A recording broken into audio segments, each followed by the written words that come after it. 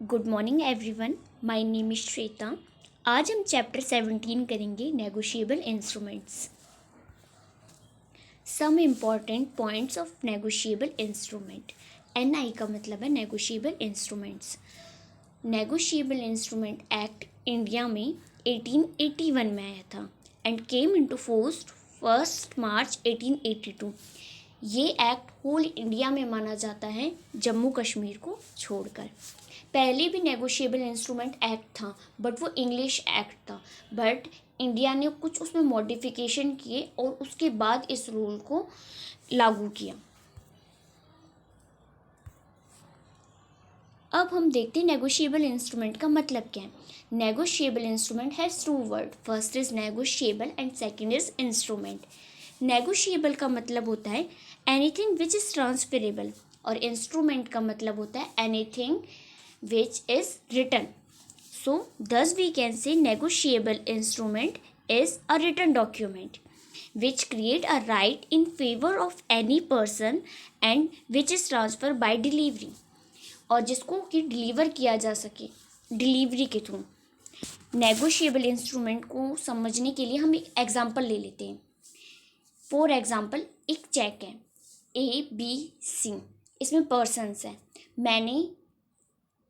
ए ने check sign किया B के लिए, अब बी उस चेक को सी को दे देता है। तो क्या हो रहा है? ट्रांसफ़र हो रहा है। और ए ने क्या करा था? रिटर्न करा था। तो नेगोशिएबल इंस्ट्रूमेंट जो भी होते हैं वो रिटर्न होते हैं और ट्रांसफरेबल होते हैं। अब इसकी डेफिनेशन बुक में ये दी गई है। A negotiable instrument means a promissory note, bills of exchange और cheque table either to order और टू बियरर। नेगोशिएबल इंस्ट्रूमेंट क्या होते हैं? Promissory note, bills of exchange और चेक। ये तो मैंने आपको बताया कि अभी मैंने आपको एक चेक का एग्जांपल दिया था। तो ये जितने भी इंस्ट्रूमेंट मैंने आपको बताए ये ट्रांसफरेबल होते हैं और ये रिटर्न फॉर्म में होते हैं।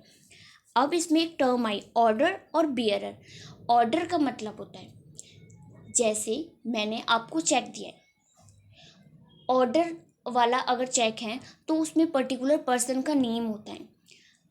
ऑर्डर वाले चेक में या फिर किसी भी नेगोशिएबल इंस्ट्रूमेंट में जिसमें कि ऑर्डर का इंस्ट्रक्शन दिया गया है, ऐसे चेक को अगर हम बैंक में जाके देते हैं तो वो पैसे अकाउंट में जाते हैं। फॉर एग्जांपल, 3 पर्सन्स है ABC। ए ने बी को चेक दिया, ऑर्डर वाला चेक दिया है। तो अगर बी से वो चेक गुम हो जाता है और वो चेक सी को मिलता है तो सी इस केस में पैसे नहीं ले सकता, क्योंकि ऑर्डर वाले चेक में पर्टिकुलर पर्सन का नेम मेंशन होता है। और सेकंड थिंग, बियरर। बियरर ऐसा चेक होता है या फिर ऐसा प्रोमिसरी, ऐसा नेगोशिएबल इंस्ट्रूमेंट होता है जिसमें कि आपको कैश पैसे मिलते हैं। अगर आप लेके जाते हो उसे बैंक में तो आपको कैश पैसे बैंक दे देता है। फॉर एग्जाम्पल, मैंने अभी आपको एग्जाम्पल दिया ABC का। ए ने बी को चेक दिया। बियरर केस में क्या होता है? ए ने अगर बी को चेक दिया और बी से वो चेक खो जाता है और वो चेक सी को मिलता है तो वो जाके बैंक में पैसे ले सकता है ईजीली। बियरर का मतलब होता है जिसके पास वो नेगोशिएबल इंस्ट्रूमेंट है, he is the owner of that thing, that instrument. Okay. और मैं एक और चीज़ बताना चाहती हूँ ऑर्डर और बियरर के बारे में, कि कहीं पर भी ऑर्डर और बियरर इंस्ट्रूमेंट में ये चीज़ें नहीं लिखी जाती कि ये ट्रांसफरेबल नहीं है, या फिर कोई भी इंडिकेशन या फिर intentionally it shall not be transferable. किसी भी तरीके से उसमें ये नहीं लिखा जाता कि वो ट्रांसफ़र नहीं किया जा सकता, क्योंकि नेगोशिएबल इंस्ट्रूमेंट का मीन्स ही ये है कि anything which is transferable. Characteristics of negotiable instrument. First point is return. Negotiable instrument return form में होता है। अगर कोई ओरली मैं आपको बोल देती हूँ कि मैं आपको 5000 पे करूँगी, तो क्या आप मुझे कोर्ट में लेके जा सकते हो? नहीं। अगर वही चीज़ अगर रिटर्न में अब मैंने आपको लिख के दिया है कि मैं आपको 5000 पे करूँगी, तो इन दिस केस आप दिस इज़ इन्फोर्सेबल, आप मुझे कोर्ट में लेके जा सकते हो कि मैं आपको पैसे पे करूँ बिकॉज मैंने आपको ये लिख के दिया है। ठीक है। तो नेगोशिएबल इंस्ट्रूमेंट रिटर्न फॉर्म में होता है। Next point is free transferable और नेगोशिएबिलिटी। मैं आपको शुरू से लेकर अभी तक यही बता रही हूँ कि नेगोशिएबल इंस्ट्रूमेंट ट्रांसफरेबल होते हैं और फ्रीली ट्रांसफरेबल का मतलब क्या है। If in case a b c d है तो ए ने चेक दिया बी को, तो बी अगर वो चेक सी को देता है तो वो इस केस में बी ए को नहीं बताएगा कि उसने चेक सी को दिया है, और ऐसी केस में अगर सी उसके चेक को डी को देता है तो सी बी को नहीं बताएगा कि उसने चेक आगे ट्रांसफ़र किया है। ओके, फ्री ट्रांसफरेबल कि आप किसी को भी बिना बताए और चेक को आगे ट्रांसफ़र कर सकते हो। Third point is signature. किसी भी cheque, promissory note, bills of exchange में दिस थिंग इज मस्ट कि उसमें सिग्नेचर होना चाहिए। Next point is title of holder is free from all defects. In case A और बी हैं, ए में चेक में कुछ डिफेक्ट है, वो चेक सही नहीं है, पर वो बी को दे देता है और वो कोई कंसिडरेशन करते हैं। कंसिडरेशन का मीन्स उसने कोई अपनी वैल्यूएबल थिंग उसको दिया और बी ए उसको चेक दे देता है, और अगर चेक सही नहीं है, इन दिस केस बी ए को कोर्ट लेके जा सकता है कि वो उसको पैसे दें, क्योंकि उसको बी को नहीं पता था कि ये चेक गलत है।